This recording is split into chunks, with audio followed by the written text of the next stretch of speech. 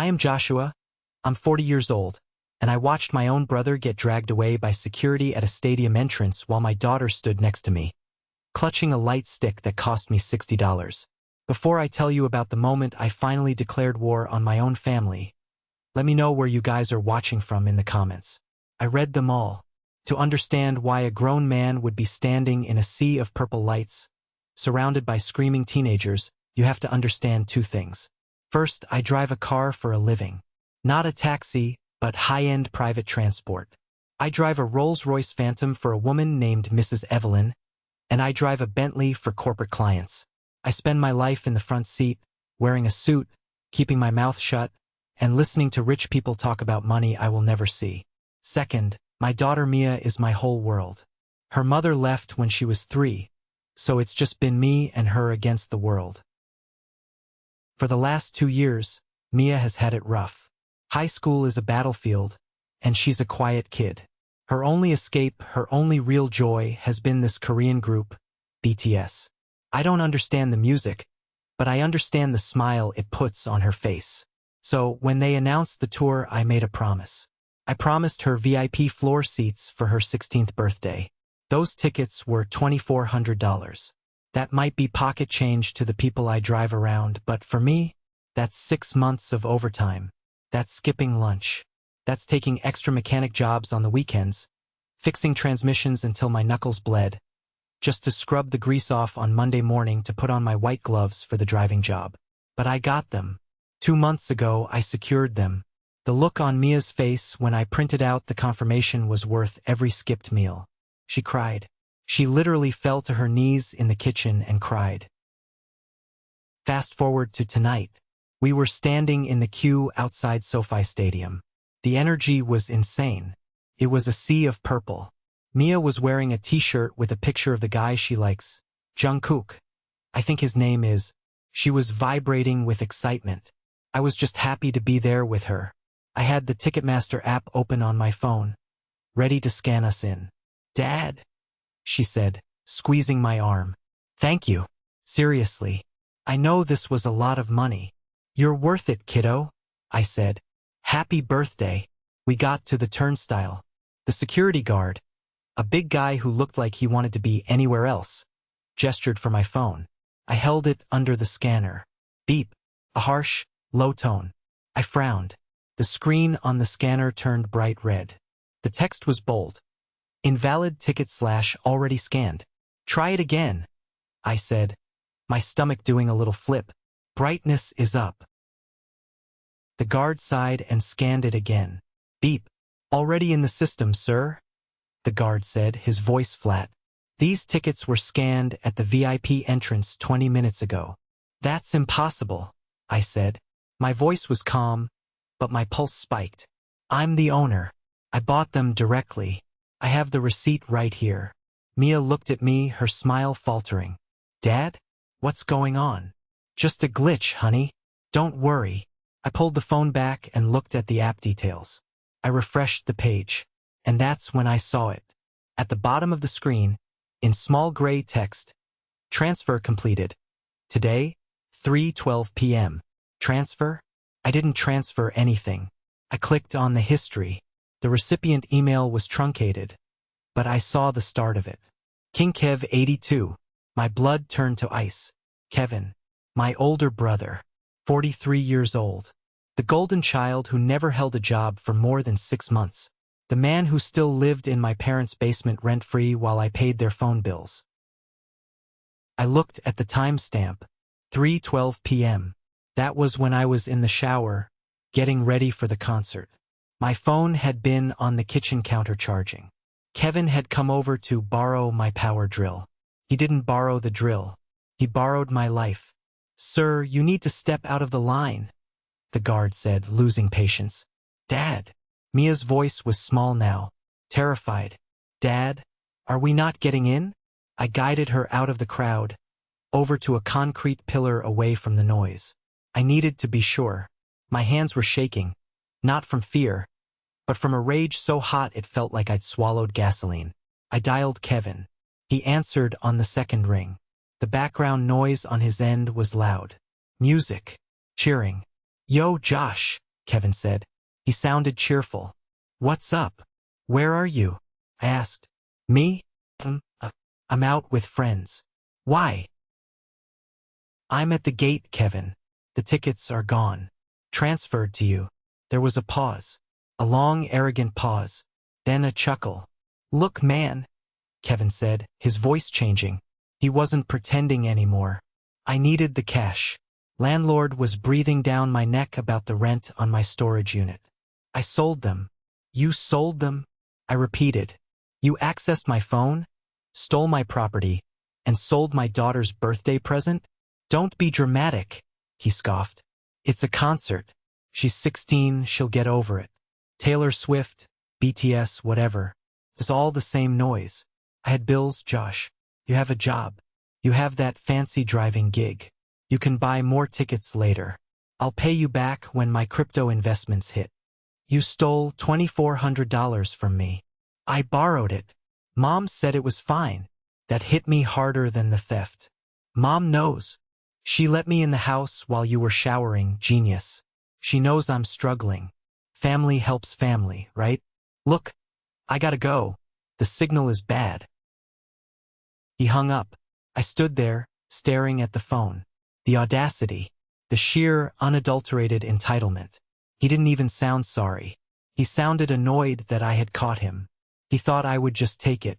He thought I would do what I always did, sigh, pull out my wallet, fix the problem, and eat the loss to keep the peace. Because I'm the responsible one. I'm the one with the salary.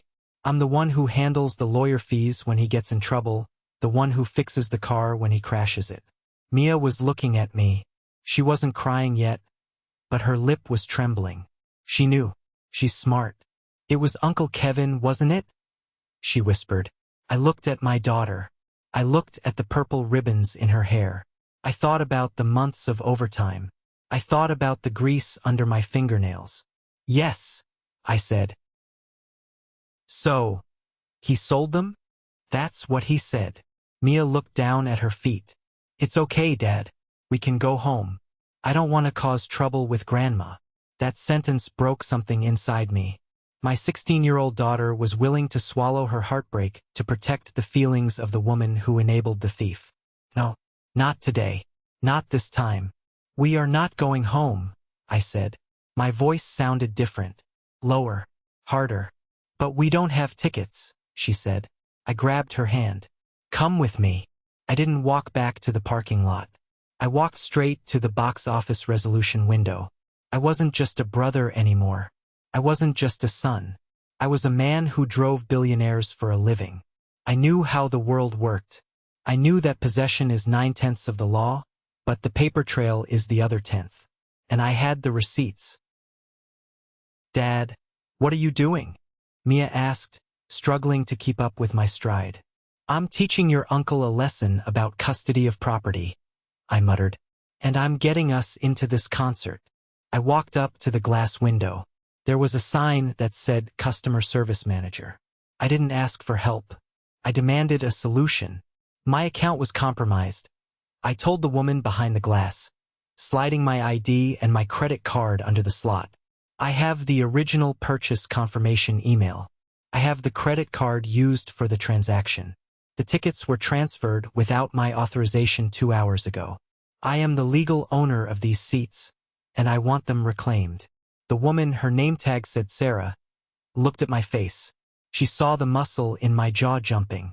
She saw the terrified teenager behind me. I can look it up, sir, she said, typing rapidly. But if they've already been scanned in. They were scanned 20 minutes ago, I said. By the thief. She stopped typing. She looked at the screen, then back at me. Okay, I see the original purchase. I see the transfer. IP address of the transfer does not match your usual billing location. It was done from my parents' house, I said. I am reporting this as theft. Right now. If you can't help me, I need you to call the police officer standing over there by the gate, so I can file a police report for grand larceny. The value is over $2,000. That's a felony. Sarah's eyes widened. She hit a button on her intercom. Steve? Can you come to window 3? I have a code red on a verified owner. A moment later, a man in a blazer stepped out. Steve, the manager. He looked at my credit card, looked at my ID, and looked at the app history. Mr. Joshua, Steve said calmly, we take fraud very seriously. If you attest that this transfer was unauthorized, we can invalidate the current barcodes immediately. However, if the people holding the tickets are already inside, we will have to send security to escort them out. I looked Steve dead in the eye. Do it, I said. Escort them out. Are you sure? Steve asked. It can be a scene. I'm counting on it, I said. Steve typed a command. Done. The old barcodes are dead. I'm reissuing your tickets to your email right now. This will generate a new QR code. The people inside, their tickets are now void. When they try to re-enter any section or if we spot check them, they will be flagged. Thank you, I said. My phone buzzed. New tickets. Row A, seats 1 and 2. One more thing, Steve said. Since they are already inside, do you know where they are sitting? I know exactly where they are sitting, I said, because I bought the seats. Security is on the way to the section, Steve said. You can head to the VIP gate. They'll meet you there. I turned to Mia. She looked terrified but also hopeful. Dad, she whispered, is Uncle Kevin going to get arrested? That depends on how stupid he acts, I said. As we walked toward the VIP entrance, my phone rang again. It was my mom. Joshua, she shrieked the moment I picked up. What did you do? Kevin just texted me. He went to get a beer, and when he tried to get back into his section, the usher said his ticket is invalid. He's stuck in the concourse. He says you hacked him. I didn't hack him, Mom, I said, walking steadily toward the gate. I reclaimed my property. He's with a girl, Mom yelled. He's on a date. You're embarrassing him. Fix it. Send him the screenshot of the new code right now. I stopped walking. Wait, he's on a date. Yes, he met a nice girl, Tiffany. He wanted to impress her. He told her he bought VIP tickets. If you ruin this for him, Joshua, I will never forgive you. He's finally trying to get his life together. The lie revealed itself. He didn't sell them for rent. He didn't sell them at all. He stole them to play the big shot for a girl. He stole my daughter's birthday to use as a prop for his ego. He lied to you, Mom, I said. He told me he sold them for rent. He was going to sell them later, or ask her for money. It doesn't matter. He is your brother. Fix this. I am fixing it, I said. I'm at the gate. Good, she sighed. Go let him in. No, Mom, you don't understand. I'm at the gate to watch. I hung up on my mother. For the first time in 40 years, I hung up on her. We reached the VIP entrance. I showed my new barcode. Beep. Green light. We walked in, and there he was. The VIP concourse at SoFi Stadium is massive, but chaos draws the eye. About 50 feet away, near the entrance to the floor seats, there was a commotion. I saw him, Kevin. He was wearing a jacket that I'm pretty sure he stole from my closet 3 Christmases ago. He was red in the face, screaming at a young female usher. Next to him stood a woman. Tiffany, I assumed. She looked mortified. She was dressed up, holding a drink, shrinking away from him as he flailed his arms. It's a glitch, Kevin was yelling, spit flying. My brother sent me these. They worked 10 minutes ago. Let me back in. Sir, the scanner says these tickets were reported stolen and reissued to the owner, the usher said, standing her ground. You need to step back. I am the owner, Kevin roared. He grabbed the usher's arm. That was his mistake. 2 large security guards, the ones Steve had radioed, stepped out from the shadows. They didn't look like the tired guy at the front gate. These guys looked like linebackers. Hands off, one of them barked. Kevin jumped back, startled. Whoa, look. This is a misunderstanding. My brother is playing a prank on me. He's a jealous idiot. There he is. Tiffany pointed. She had spotted us walking toward them. Kevin spun around. His eyes locked onto mine. For a second, relief washed over his face. He thought I was there to save him. He thought I was there to explain to the nice men that it was all a big family mix-up and hand him the new codes. "Josh!" he shouted, waving me over. "Tell these morons. Tell them you gave me the tickets. Stop messing around. Man, Tiffany is waiting." I stopped about 10 feet away from him. I put my hand on Mia's shoulder. She stood tall, drawing strength from me.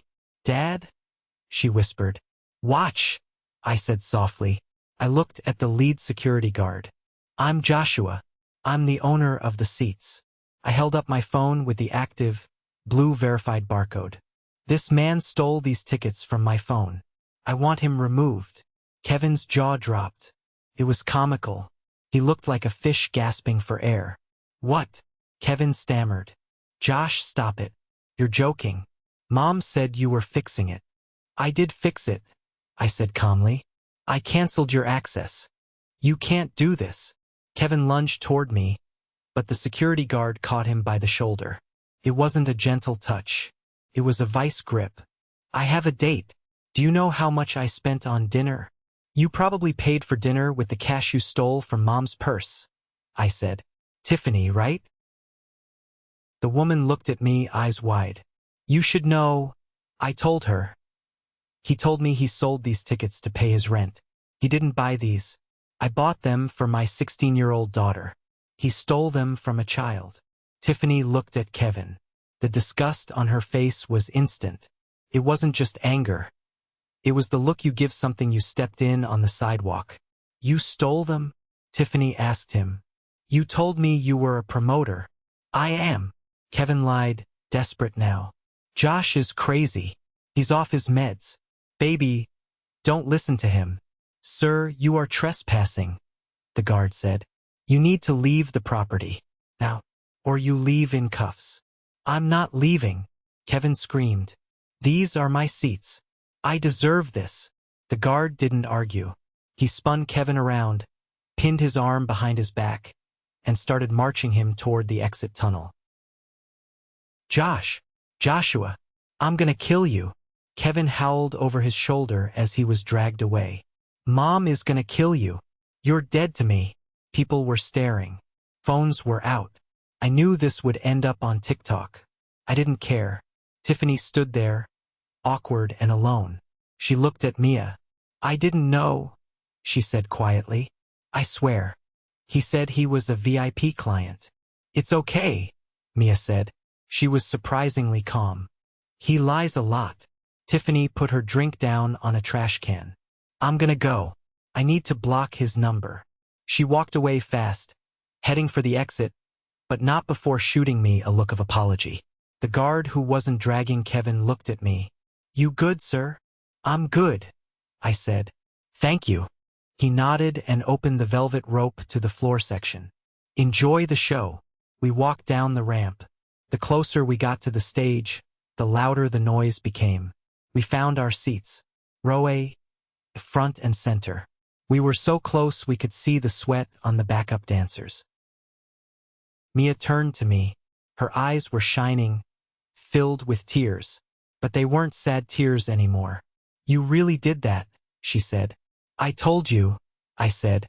"Nobody takes from us. Not anymore." She hugged me. It was one of those bone-crushing hugs that teenagers usually save for their friends. "I love you, Dad." "I love you too, kid." The lights went down. The stadium erupted in purple lasers. The music started.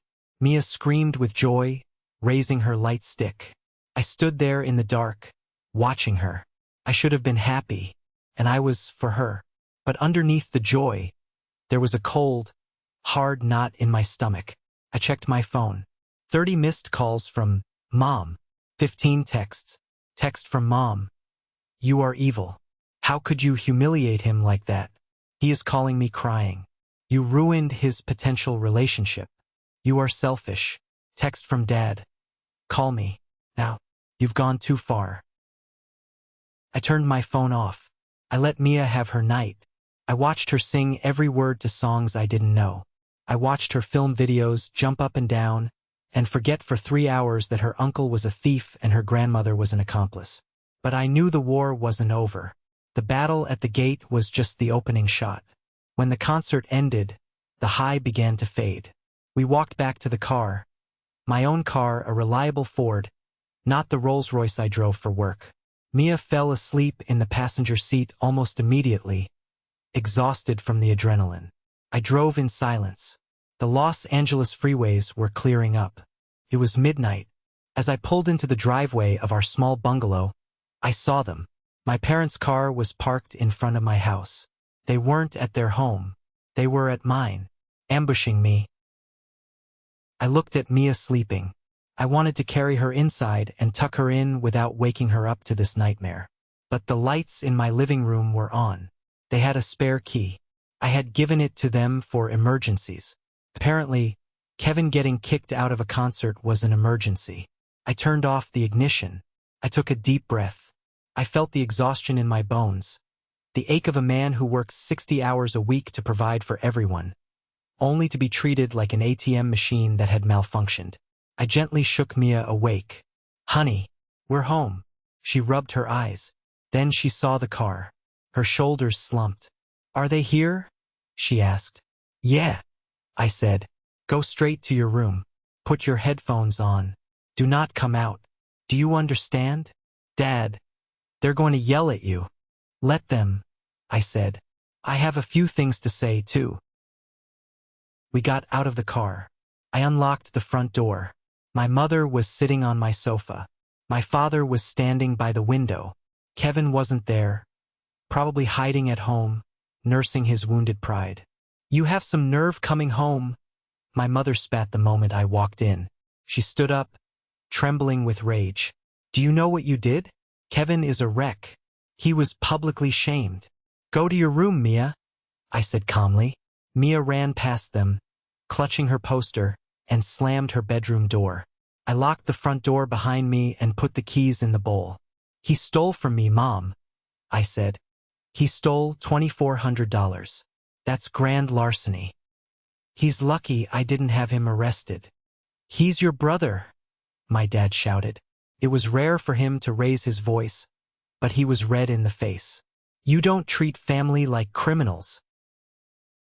"Then family shouldn't act like criminals," I yelled back. "He lied. He said it was for rent. He took a girl on a date with my money, with Mia's birthday present. So what?" Mom waved her hand dismissively. "So he lied. He was embarrassed about his situation. He wanted to feel successful for one night. Is that a crime? To want to feel like a man?" "Yes," I said. "When you steal to do it, it is a crime. You have so much," Mom said, her voice dropping to that venomous guilt trip tone I knew so well. "You have this house. You have that job driving the Rolls-Royce. You have savings. Kevin has nothing. And when he tries to get a little piece of happiness, you crush him. You're jealous. You've always been jealous of him because he has spirit and you're just a worker. A worker. That's what she saw me as. A mule. A beast of burden. Kevin was the racehorse who never won a race, but was still too precious to pull a plow. I was the mule who plowed the field so they could eat." "Get out," I said. My parents looked stunned. "What?" Dad asked. "Get out of my house. Give me my key." "You can't kick us out," Mom scoffed. "We're your parents. Give me the key." I held out my hand. "Or I change the locks tomorrow and bill you for the locksmith." Dad dug into his pocket and slammed the key on the table. "You're changing, Joshua, and not for the better. You're becoming cold." "I'm becoming broke," I said, "because I'm funding a grown man's delusions." "Don't expect us for Sunday dinner," Mom said as she grabbed her purse. "And don't expect Kevin to forgive you." "I'm counting on it," I said. They left, slamming the door so hard the pictures on the wall rattled. I stood in the silence of my living room. I felt shaking, not fear, adrenaline dumping out of my system. I walked to Mia's door and knocked softly. "They're gone." She didn't answer. She was probably listening to music, blocking it out. I went to the kitchen and opened a beer. I sat at the table and opened my laptop. I logged into my bank account. I looked at the transactions, the bills, the auto pays. I saw the $200 phone bill for the family plan. I saw the $150 car insurance payment for Kevin's car, which was in my name. I saw the Netflix, the Spotify, the Amazon Prime. I saw the monthly $500 transfer to Mom for groceries. I pulled out a notepad. I wrote down every single thing I paid for that didn't benefit me or Mia.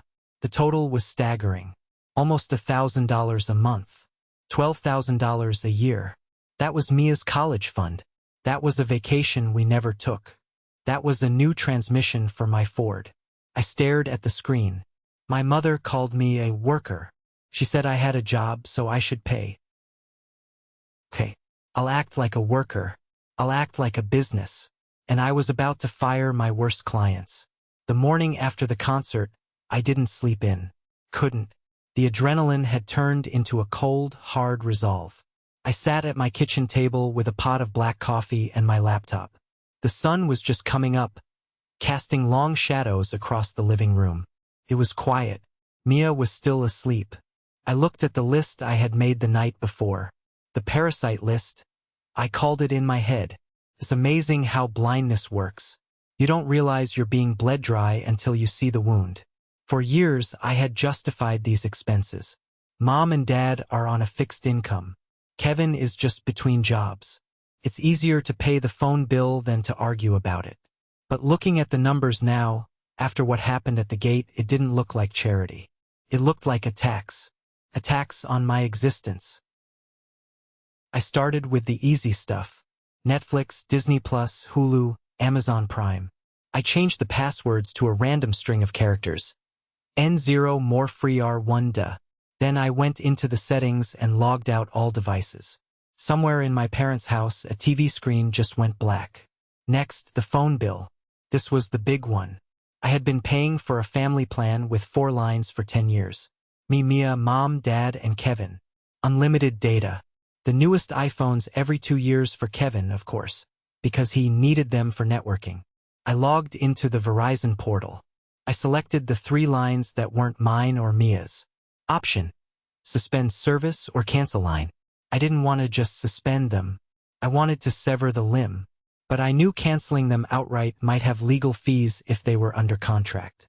I checked.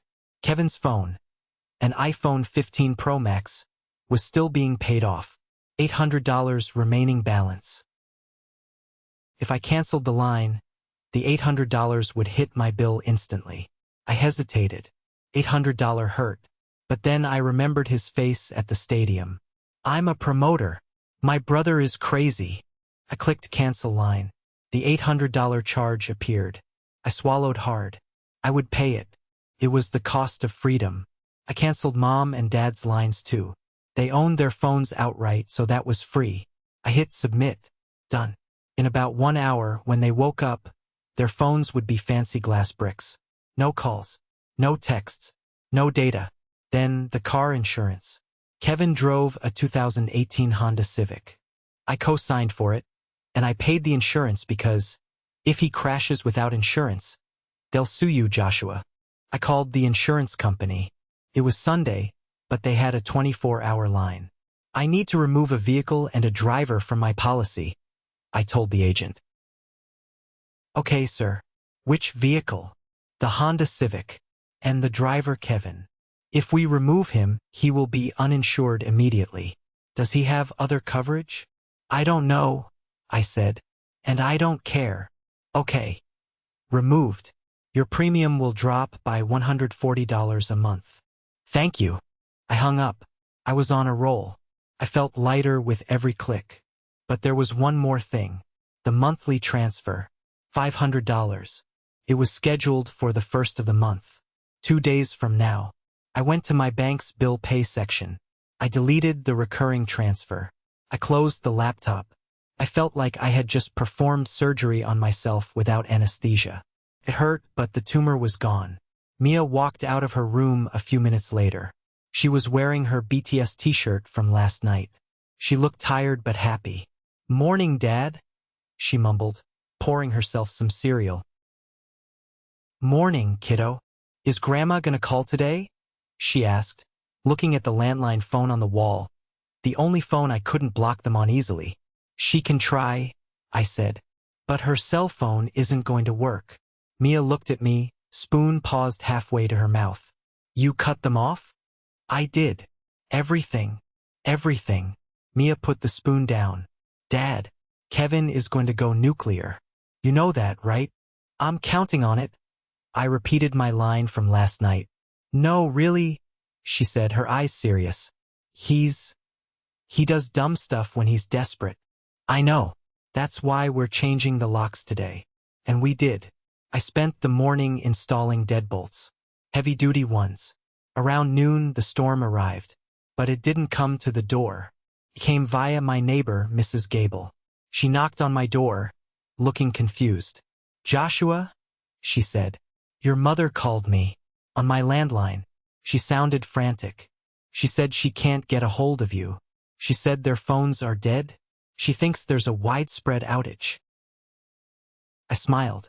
No outage, Mrs. Gable. I stopped paying their bills. Mrs. Gable's eyebrows shot up. She was a nosy old lady, but she liked me. She'd seen me fixing her mower for free enough times. Oh, she said. Oh my. Well, she asked me to tell you to call her immediately. She said Kevin is stuck at a gas station. I laughed. A genuine, belly laugh. Of course he is, I said. Let me guess. His card got declined. She didn't say. She just said he's stranded. Tell her, I said, that Kevin is a grown man. He can walk. Or he can sell that jacket he stole from me. Mrs. Gable smirked. I'll tell her you're not home. Thanks, Mrs. Gable. 2 hours later, I had to go to work. Mrs. Evelyn needed a ride to a charity gala in Santa Monica. It was a Sunday afternoon gig, double time. I put on my suit. I looked in the mirror. I looked tired, but my eyes were clear. I drove the Ford to Mrs. Evelyn's estate in Beverly Hills. I parked around the back and hopped into the Rolls-Royce Phantom. The smell of the leather always calmed me. It smelled like money, like safety. Mrs. Evelyn came out. She was 65, sharp as a tack, wearing diamonds that cost more than my house. Good afternoon, Joshua, she said as I opened the door for her. Good afternoon, ma'am. I drove smoothly. I prided myself on my driving. You shouldn't be able to feel the gear changes. You're tense, Mrs. Evelyn said from the back seat about 10 minutes into the ride. I'm fine, ma'am. Bulls ****, she said. She swore like a sailor when no one was around. You're gripping the wheel like you're trying to strangle it. What's wrong? Is it Mia? I sighed. I usually never shared personal business. But Mrs. Evelyn had known me for 5 years. She sent Mia a gift card every Christmas. Mia is fine, I said. I had to restructure my family dynamic this weekend. Restructure, she chuckled. That's a polite way of saying you cut someone off. My brother stole Mia's concert tickets. Sold them. Or tried to. I caught him at the gate.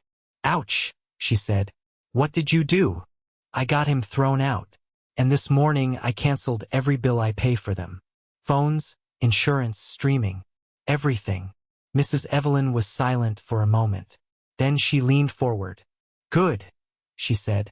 But you know they're going to come after you, right? They're already trying. My brother is stuck at a gas station. No, Joshua. I mean legally. Or financially. Leeches don't just fall off when you salt them. They bite. They don't have money for lawyers, I said. I pay for everything. People find lawyers, she said darkly. Especially predatory lawyers who smell a settlement. Do you have your assets protected? Your house? Your savings? My house is in my name. My savings? Well, it's in the bank. Is your brother's name on anything? The deed? A joint account from years ago you forgot about. I thought about it. No, I don't think so. Think harder, she said. And get a lawyer. Not a strip mall lawyer. A real one. I'll give you Davis's number. He's a shark. He handles my estate planning. I can't afford your lawyer, ma'am. Consider it a bonus, she said. I need my driver focused on the road, not worrying about his deadbeat brother. Call Davis tomorrow. Thank you, Mrs. Evelyn. Don't thank me yet, she said. Wait until you see what he finds. Leeches always leave a trail. I didn't know how right she was. That night, when I got home, there was a letter taped to my front door. Not mailed. Taped. It was handwritten on legal pad paper. Joshua, you have 24 hours to turn the phones back on and transfer $3,000 to Mom's account for pain and suffering caused to Kevin. If you don't, we are going to contact a lawyer. We know you have money hidden away. We know about your side jobs. We will sue you for elder abuse because you cut off our communication. Do not test us. Dad, I stared at the note. Elder abuse? Because I stopped paying a bill that wasn't mine? I took a picture of the note. Then I called the number Mrs. Evelyn gave me. It was time to bring a shark to a knife fight. Monday morning, I didn't go to the garage. I put on my best suit, my only suit, really, and drove to Century City. The law offices of Davis and Associates were on the 40th floor. The view cost more than my life earnings. I felt out of place, clutching my folder of bank statements and the handwritten note from my dad. Mr. Davis was a man who looked like he smiled once a year on his birthday. He shook my hand firmly. Mrs. Evelyn speaks highly of you, Joshua, he said. She says you're the only driver who doesn't talk her ear off. I try, sir. Sit down. Let's see this threat. I slid the note across the mahogany desk. Davis read it. He didn't laugh. He didn't frown. He just pulled out a red pen and circled the words elder abuse. Amateurs, he muttered. Cutting off a cell phone plan you voluntarily pay for is not abuse. Unless there is a contract. No contract. Just me being a good son for 10 years. Good sons often make poor defendants, Davis said. But this, he tapped the paper. This is extortion. Attempted extortion. Pay us or we sue. That's a threat. He looked at me over his glasses. Mrs. Evelyn said you're worried about hidden liabilities. Did you bring your financials? I handed him my bank statements and the deed to my house. Davis spent the next 20 minutes typing on his computer. He had access to databases I didn't even know existed. He asked for my parents' names, my brother's name, their address. Okay, Davis said, spinning his screen around. Here is the situation. Your house is safe. It's in your name only. Your car is safe. I breathed a sigh of relief. However, Davis continued, his voice dropping an octave, we have a problem with the address 420 Maple Street. Your parents' house. What about it? They own it. Paid off years ago. No, Davis said. They don't. He clicked a file. There is a lien on the property. A second mortgage taken out 2 years ago. High interest, subprime lender. The kind of loan you get when banks won't touch you. A second mortgage? I frowned. Why? They have pensions. They don't have big expenses. The loan amount was $50,000, Davis said. And looking at the public records, there are court judgments against a Kevin Miller at that same address. Kevin? Gambling debts, Davis said. Online sports betting.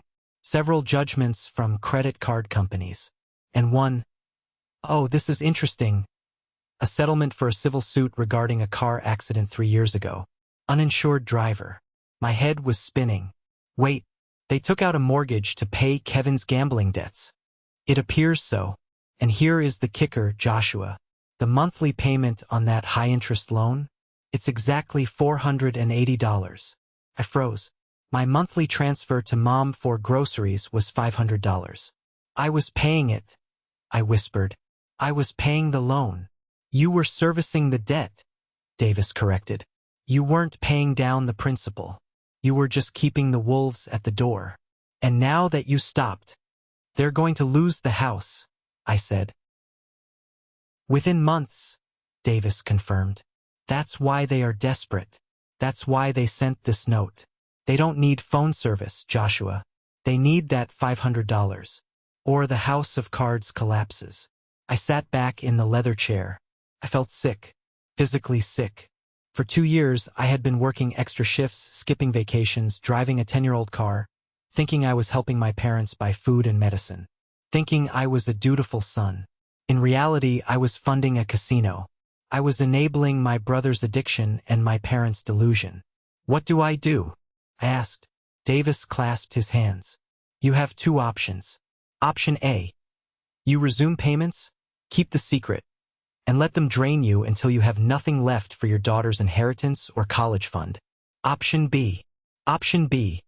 You authorize me to send a cease and desist letter regarding the extortion. We attach the proof of the gambling debts and the mortgage.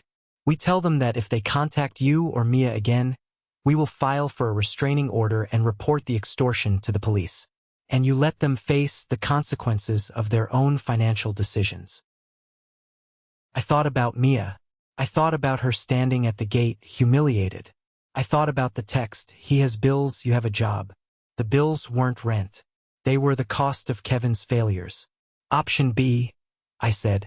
Burn it down. Davis actually smiled. Tiny, shark-like smile. I'll draft the letter. It will be delivered by courier tomorrow morning. I left the office. I walked out into the bright California sun. I checked my phone. No calls. Blocked. But one voicemail from an unknown number. Played it. It was Kevin. Josh, pick up. I'm at the tow yard. They took the Civic. Insurance was canceled, so the cops flagged the registration or something. I don't know. I need $400 to get it out. Mom is crying. Don't be a dick, man. It's just money. You have plenty. Call me. I deleted the voicemail. I drove to Mia's school to pick her up. When she got in the car, she looked worried. Did Grandma call you? No, I said. She called the school office, Mia said quietly. She tried to get me pulled out of class for a family emergency. My hands tightened on the steering wheel. What did the school do? They called me down.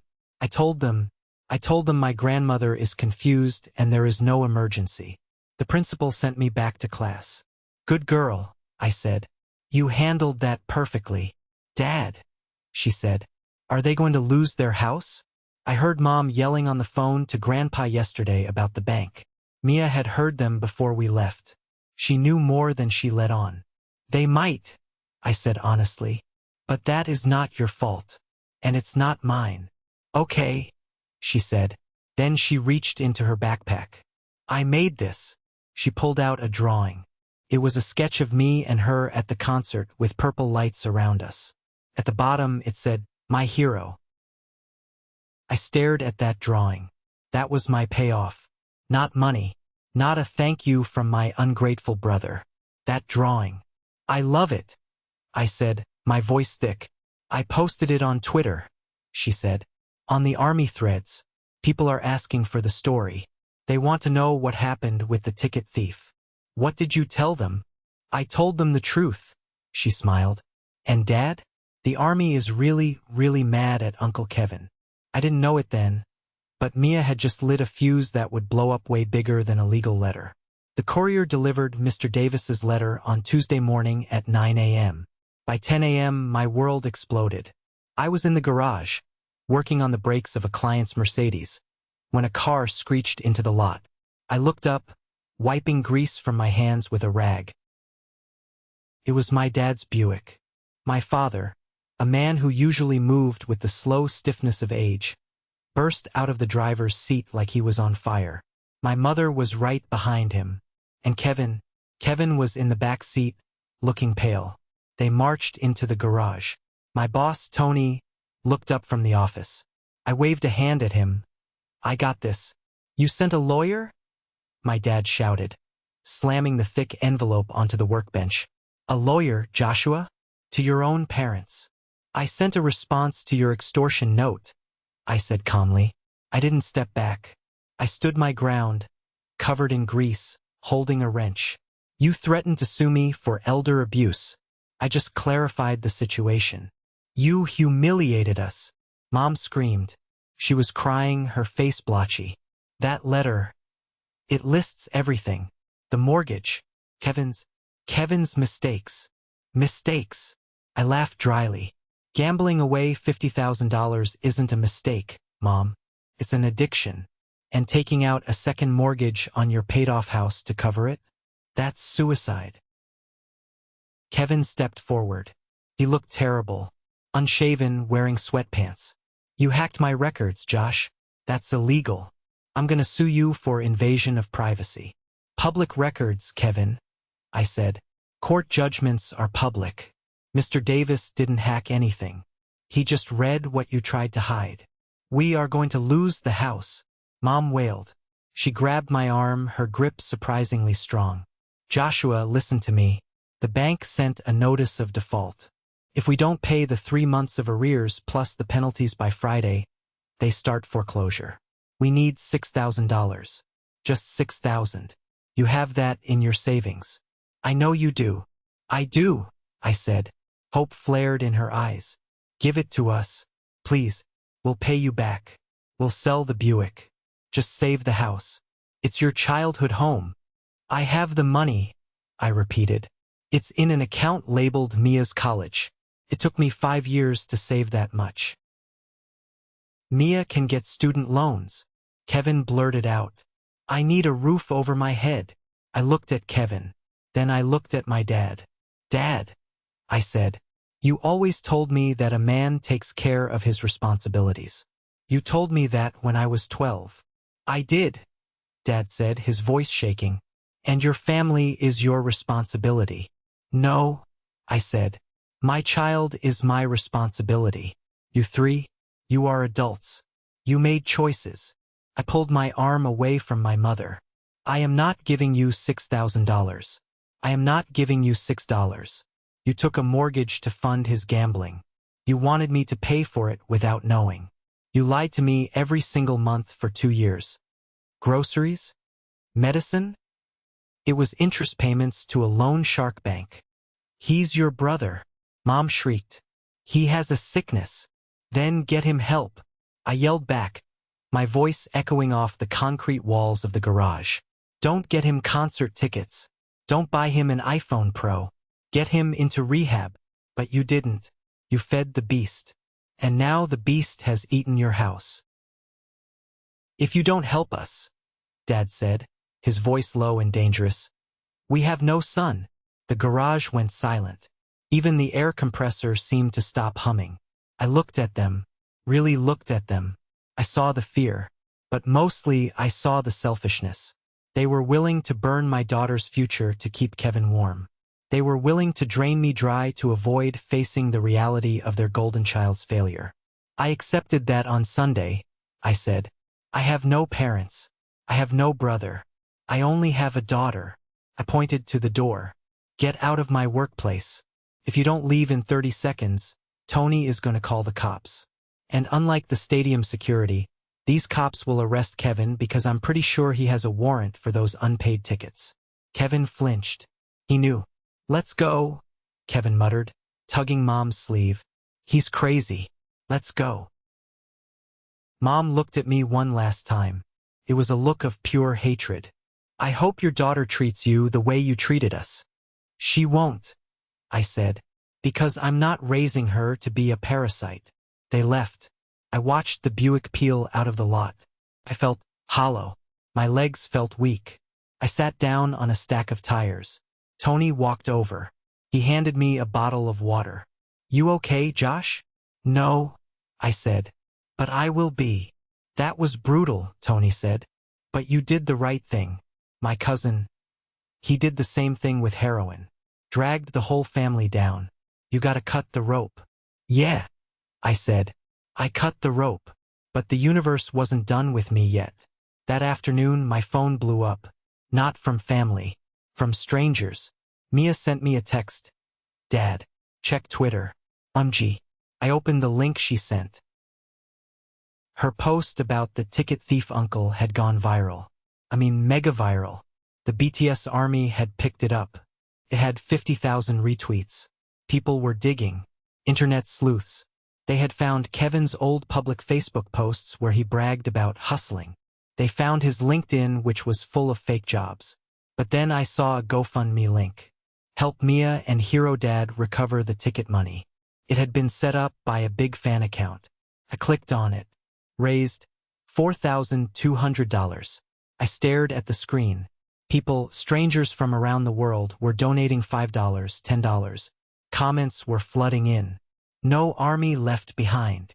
Your dad is a legend for canceling that barcode. Buy her better seats next time. I called Mia immediately. Mia, did you ask for this? No, I swear. She was crying. They just did it. They found the story and they got mad at Uncle Kevin. Dad, look at the total now. I refreshed the page. $4,500. It was double what the tickets cost. Then my email pinged. It was Ticketmaster. Subject: Refund processed. Dear Joshua, regarding your fraud claim, due to the immediate verification by venue staff, we have processed a full refund of $2,400 to your card ending in 4598. So now I had the refund, and Mia had this donation fund. I felt a lump in my throat. I had lost my family, but the world had somehow stepped in to fill the void. I texted Mia, "We aren't keeping the donation money." Mia texted back, "I know. I already posted. We are donating it to a charity for gambling addiction. Or maybe a music program." I smiled. "That's my girl.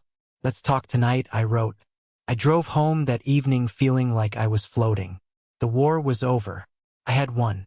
The enemy had retreated, wounded and homeless, and I was standing tall. But when I got home, there was one final soldier waiting for me. Kevin. He was sitting on my porch steps. Alone. No car. He had walked. He looked broken. The arrogance was gone. He looked like the little brother I used to protect from bullies on the playground 30 years ago. I walked up the driveway, keys in my hand, ready to fight. "What do you want, Kevin?" He didn't look up. "They kicked me out." I stopped. "Who?" "Mom and Dad, after we left the garage. Dad said it was my fault they were losing the house. He said he couldn't look at me." Kevin looked up. His eyes were red. "I have nowhere to go, Josh. I have no money, no car, no phone." He stood up, looking small. "Can I crash on your couch? Just for a few nights? Please, I'll get a job. I swear. I'll pay you back." This was the test. The final test. The old Joshua would have said yes. The old Joshua would have remembered the little boy on the playground. The old Joshua would have thought, he's hit rock bottom, help him up. But then I remembered the smirk at the gate. Taylor Swift can wait. I remembered the mortgage. I remembered the years of lies. I looked at my brother. "No," I said. Kevin flinched like I'd hit him. "Josh, please, it's cold. There's a shelter downtown on 5th Street, I said. "They take intakes until 8 p.m. You're gonna let me sleep in a shelter?" "I'm letting you face your life, Kevin. For the first time ever." I unlocked my door.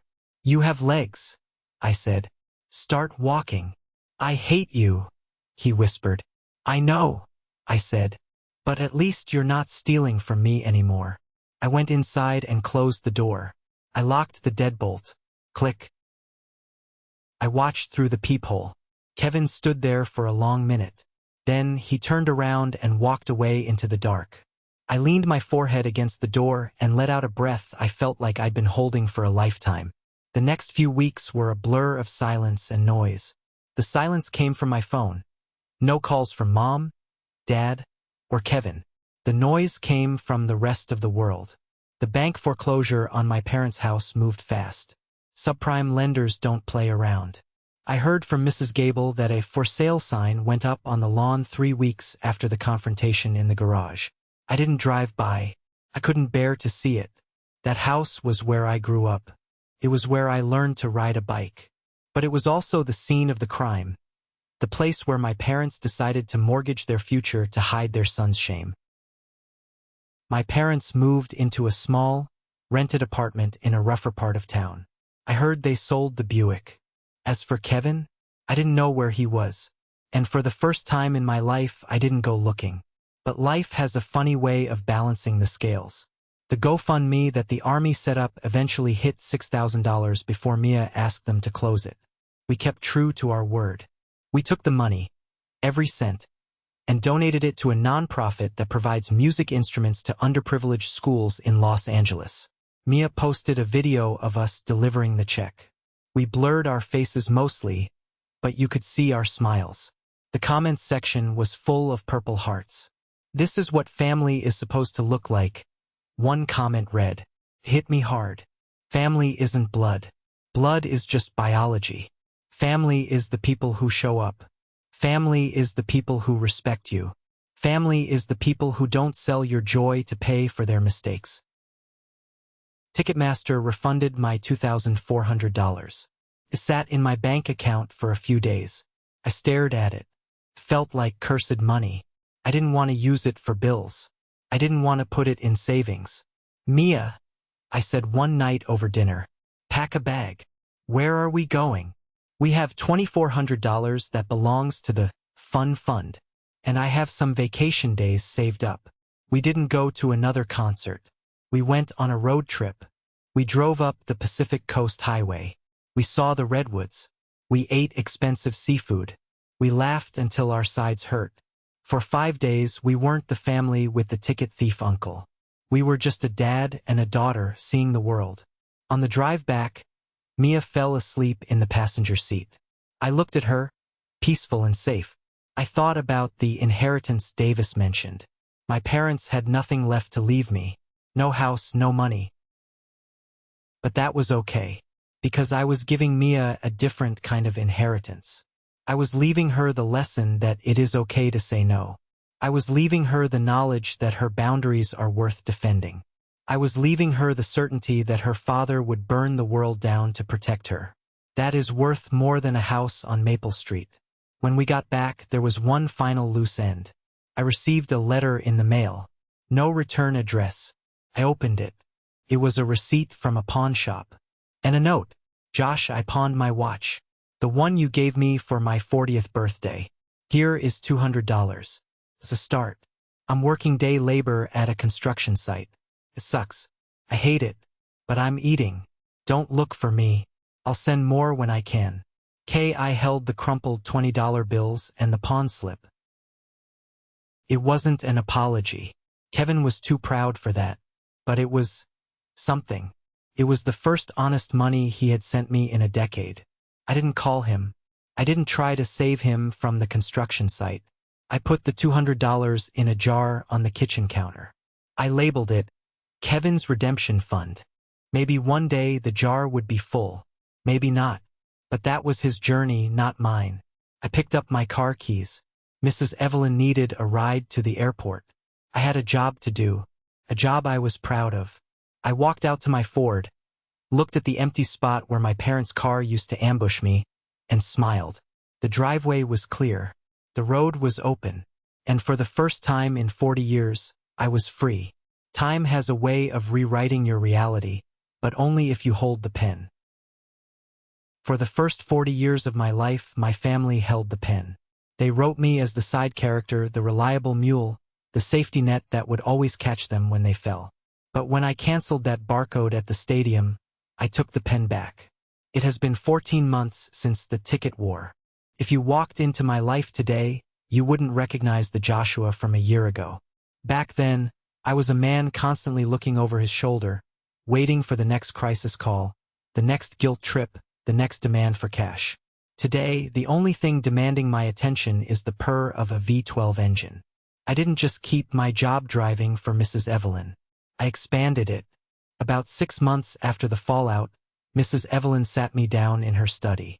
She poured 2 glasses of scotch, Macallan 25, the stuff that costs more than my old phone bill.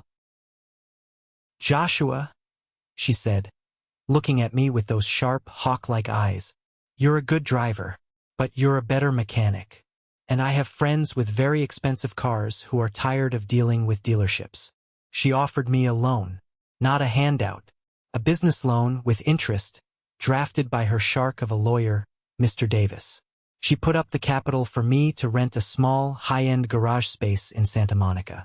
J&M Automotive Concierge. That's the name on the sign. Joshua and Mia. I spend my mornings fixing Ferraris and vintage Porsches, and my afternoons managing a small fleet of private drivers.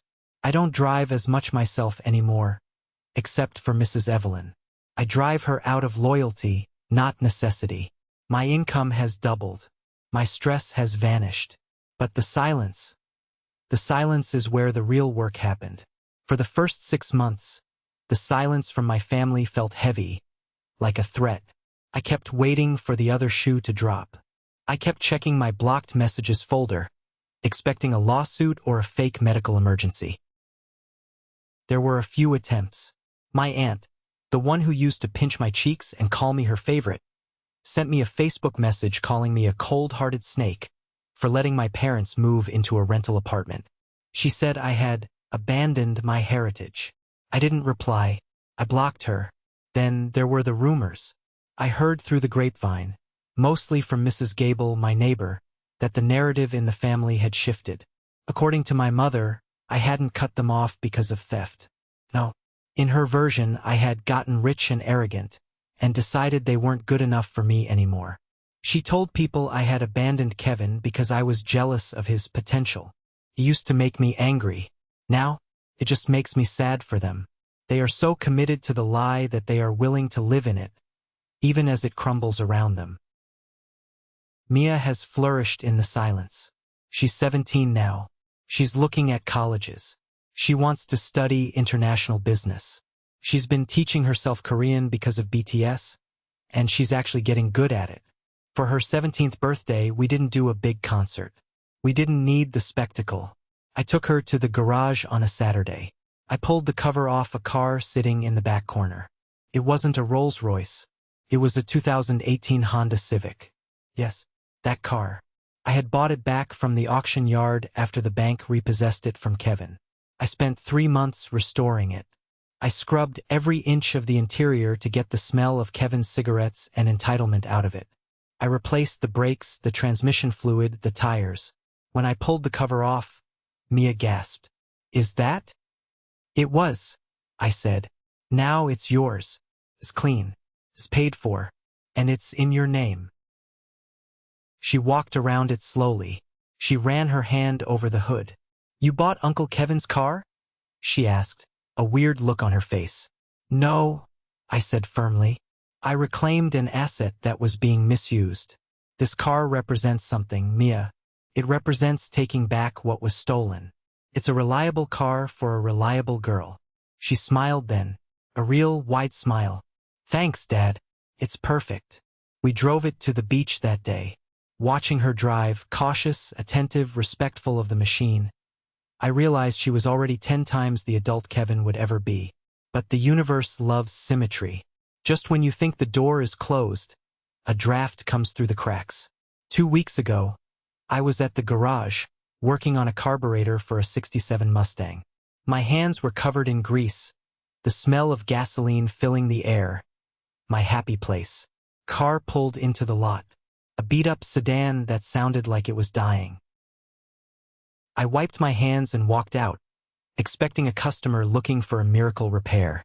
It wasn't a customer. It was my father. I hadn't seen Frank Miller in over a year. He looked older, smaller. The defiance he had shown in my garage the day I refused to pay the mortgage was gone. He wore a stained polo shirt and looked like he hadn't slept well in months. He got out of the car slowly. He didn't look at me. He looked at the sign. J&M Automotive Concierge. "Nice sign," he said. His voice was raspy. I stood my ground, crossing my arms. I didn't invite him in.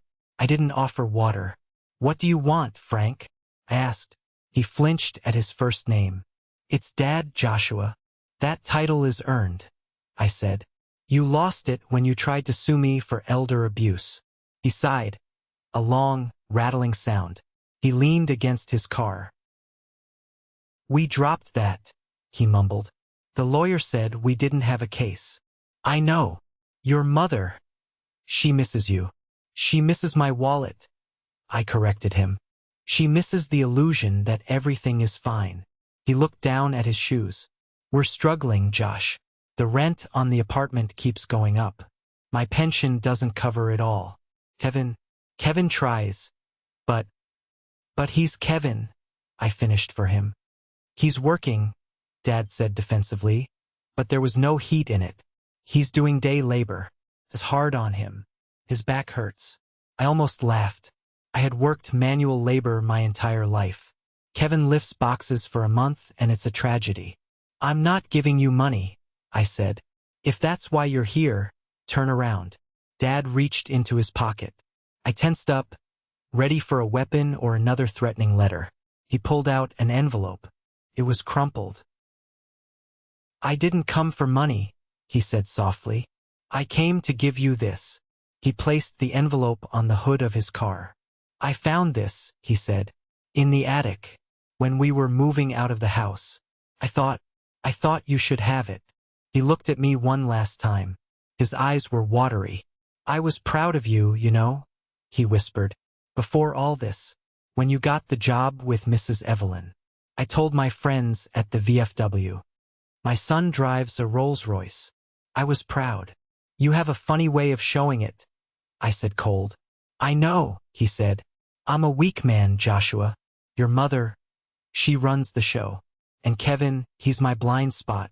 I know that now, but it's too late to fix it.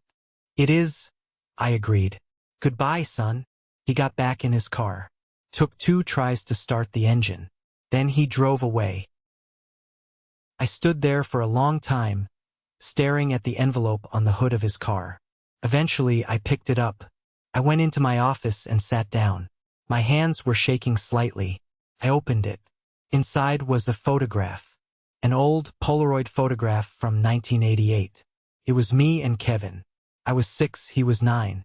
We were in the backyard of the house on Maple Street. I was sitting on a new bicycle, my first bike. Kevin was standing next to me, holding the handlebars, helping me balance. On the back, in my mother's handwriting, it said, Big brother helping little brother. Always. I stared at the photo. I remembered that day. I remembered being terrified of falling. I remembered Kevin saying, I got you, Josh. Don't worry. He did have me. Once. Before the gambling. Before the entitlement. Before the world told him he was special and told me I was useful. I looked closer at the photo. I saw something I hadn't noticed as a kid. In the background of the photo, my dad was standing on the porch. He wasn't looking at us. He was looking at a brand new car in the driveway. A car he couldn't afford back then either. The cycle. It was generational. The need to look successful over the need to be secure. I put the photo in my desk drawer. I didn't tear it up. It was a reminder. A reminder that people aren't born monsters. They are made. And they are made by 1,000 small choices to choose appearance over truth. That evening, I had a driving job. Mrs. Evelyn again. She was going to a charity auction in downtown LA. When I picked her up, she handed me a file folder. What's this? I asked. Something Davis found, she said. I thought you should know. I opened the file at a red light. It was a police report from last week. Subject, Kevin Miller. Charge, petty theft. Location, Target, Van Nuys. He had been caught stealing electronics. Headphones. A Bluetooth speaker. I felt a wave of nausea. He's out on bail, Mrs. Evelyn said from the back seat. Your parents used their rent money to bail him out. Of course they did, I whispered. The district attorney is going to press charges this time, she said. He has priors. He's looking at jail time, Joshua. 6 months, maybe a year. I closed the file. Why are you telling me this? Because, she said gently, when the phone rings, and it will ring, you need to know what you're saying no to. You aren't saying no to help. You are saying no to obstructing justice. I won't pick up, I said. Good, she said. Now drive. I don't want to be late for the champagne. I drove. The Rolls-Royce glided over the pavement. I thought about Kevin sitting in a cell, or sitting in that cramped apartment, waiting for the inevitable. I thought about the boy in the photo holding my handlebars. Part of me wanted to grieve, but I had already grieved. I had grieved the brother I thought I had the night the scanner beeped red. This new reality? This was just the paperwork of a tragedy that had been written years ago. When I got home that night, Mia was asleep. The house was quiet. I walked to the kitchen counter. The jar labeled Kevin's Redemption Fund was still there. It still had the $200 pawn shop money in it. He hadn't sent a dime since. I took the $200 out. I walked into Mia's room. She was sleeping soundly, surrounded by her BTS posters. I put the $200 on her nightstand with a note. Buy yourself something purple. Love, Dad. I wasn't waiting for Kevin's redemption anymore. I was investing in Mia's joy. The phone call Mrs. Evelyn predicted came 3 days later. It was a Tuesday night. I was watching a movie with Mia. My phone was on the coffee table. It lit up. Mom. I stared at it. Mia stared at it. It rang and rang. Then it stopped. Then a text. He's going to prison. They are taking him tomorrow. He needs a character witness. He needs a lawyer. Please, Joshua. He's scared. I read the text preview. I felt my heart rate spike, that old familiar conditioning trying to kick in. Fix it. Save him. Be the hero. But then I looked at Mia. I looked at the peace in her eyes. I looked at the new life we had built.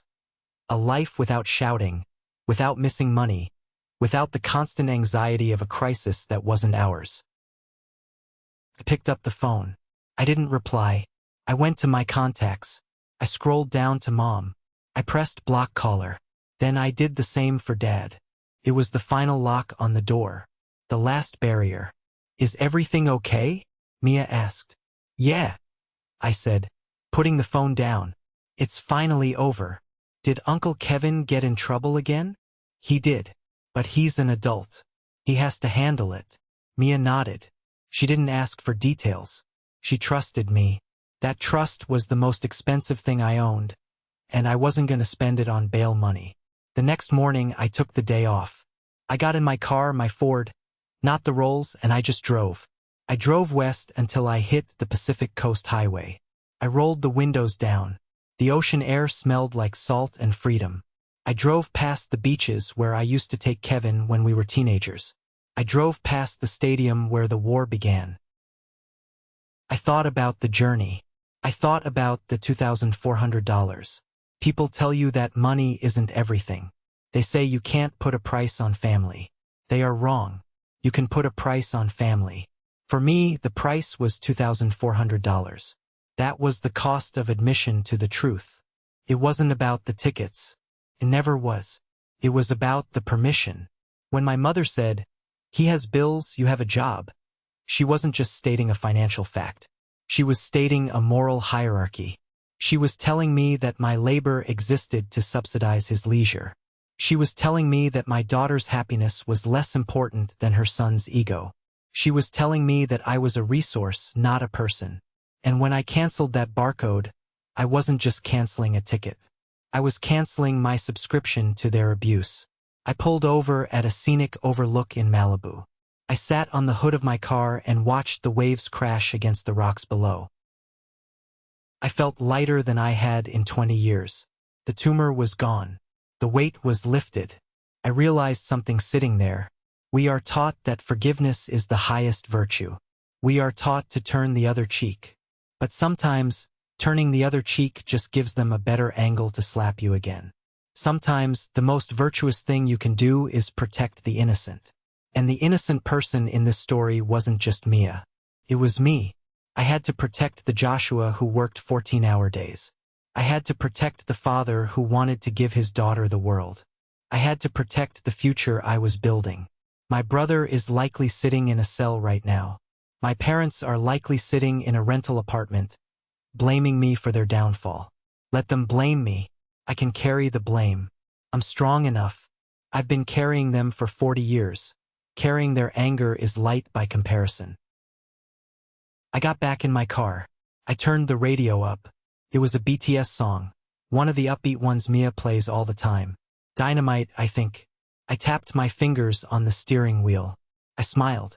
I drove home to my daughter, to my business, to my life, a life that finally, truly belonged to me. I want to take a moment to talk to you directly, not as a narrator, but as a man who learned a savage lesson the hard way. If you take one thing from my story, let it be this: family is not a valid defense for theft. We are conditioned to believe that cutting off family is the ultimate sin. We are told that we must endure toxicity because we share DNA. But I'm here to tell you that's a lie designed to keep you in line. When my mother looked at my daughter's devastation and said, "She'll get over it. She's a kid," she revealed the darkest truth of toxic family dynamics. The enabler doesn't care about the damage. They only care about the silence. She didn't want peace. She wanted quiet. She wanted me to absorb the blow so the boat wouldn't rock. But here is the reality. Stopping the flow of money to an addict, whether it's gambling, drugs, or just laziness, isn't punishment. It's the only way to stop funding their self-destruction. By paying Kevin's debts, I wasn't helping him. I was paying for the shovel he used to dig his own grave. If you have to choose between your adult sibling's feelings and your child's trust, you choose the child. Every single time. If I had let Kevin into that stadium, I would have taught Mia that her boundaries don't matter. I would have taught her that men are allowed to steal from her if they are sad. Your hard work, your salary, your savings, they are your life energy. You traded your time on this earth for that money. When someone feels entitled to it without respect, they are stealing your life. I know many of you watching this are the responsible ones in your families. You are the ones who fix the flat tires, pay the bail, and buy the groceries. You feel guilty when you say no. Don't. You are not keeping the peace. You are financing the war against yourself. So, here's my question for you. Do you believe that cutting off toxic family is an act of betrayal, or is it an act of self-preservation? Have you ever had to draw a line in the sand with someone you loved? Type "good" in the comments if you agree that boundaries are necessary, or share your own savage lesson below. I read every single comment because your stories remind me that I'm not alone, and neither are you. Thank you for riding shotgun with me on this journey.